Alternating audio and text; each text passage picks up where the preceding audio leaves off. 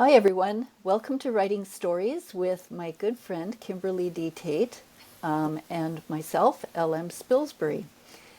This week we're going to talk about editing, and we both thought this would be an appropriate topic because Kim has been working for some time now editing her work in progress, a book called Circ de Tarot, and I am working on edits for the third book in my Modified Humans series called Immunity Flight.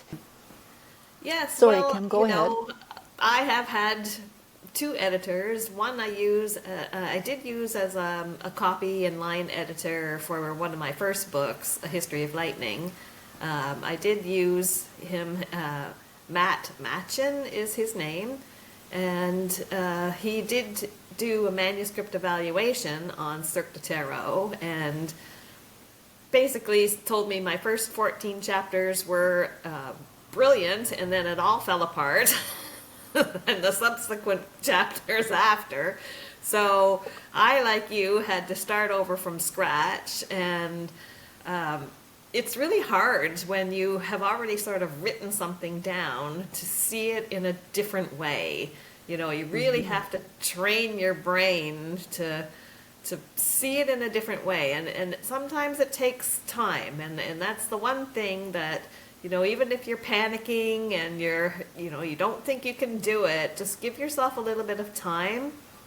I think that would be my best advice, because when you're in the moment and you're panicking and your brain is frozen, it's kind of like your computer has frozen, and you need to just reset it, take some time, let the thought process mull things over, and it will eventually, you will figure it out. It just takes a bit of time. And yes, it's very emotional at the time, because you think, what do you mean I'm not as good as I thought I was?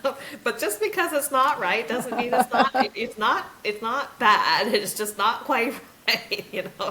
So I'm just I have a new editor now, and so Now, is this an editor in addition to or yes. instead of Yes, your previous editor? in addition to, she's actually Right, Canadian. Her name is Jill Darkin, and her company is called Bright Owl Edits, and she's from Ottawa. So it's kind of nice to have a Canadian editor, as well as she's a woman, whereas my other editor is a man. So, they treat things very differently.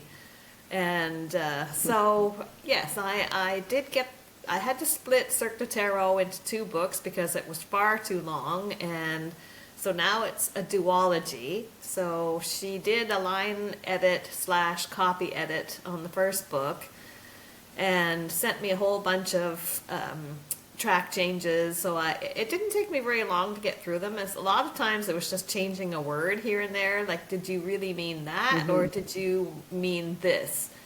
And some things took a little bit of thought process, and because I would say something like, things shifted around me, that would be what my character Vandy would be thinking. Things suddenly shifted around me, and there'd be a little box off to the side. What kind of things are you talking about?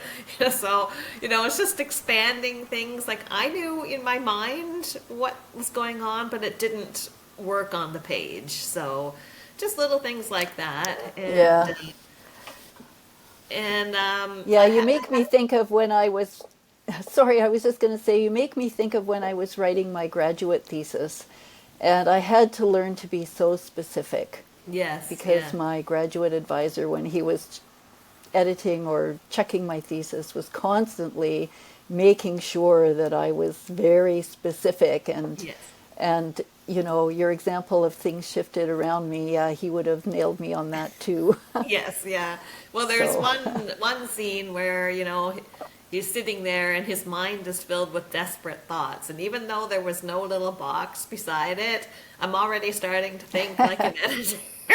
And I was like, okay, what kind of desperate thoughts are we talking about? You can't just throw that out. Like, you have to be specific, and it only needs like an extra line to expand it. But you can't be too vague. I mean, you can be vague if you're intentionally being vague, but you don't want to be vague because then your reader is going to be like, huh?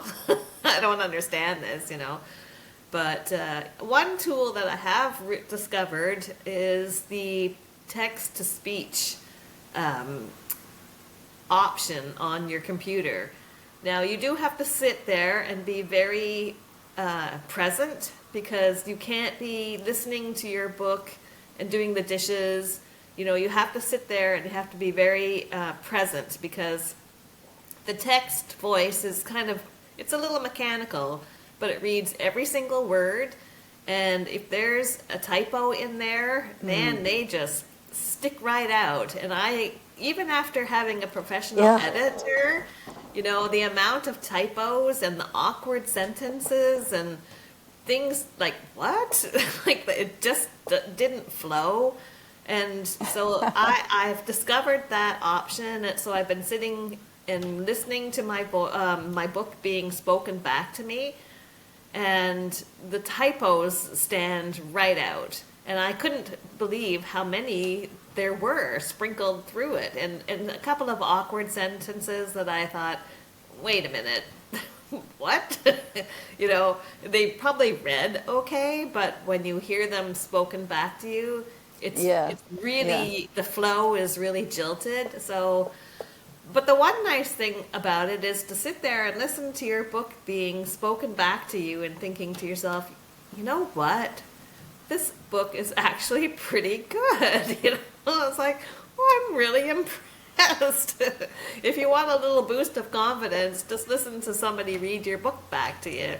And you think, it's not half bad. Oh, that's good. I'll have to try that. I haven't tried that. Yes, you really Well, should. I see that we're heading into 15 minutes, so we probably should call it a day. But I think we have a lot more to talk about, so maybe next time we'll pursue this train of thought. So for now, thanks everybody for tuning in, and we'll see you next time. Bye for now.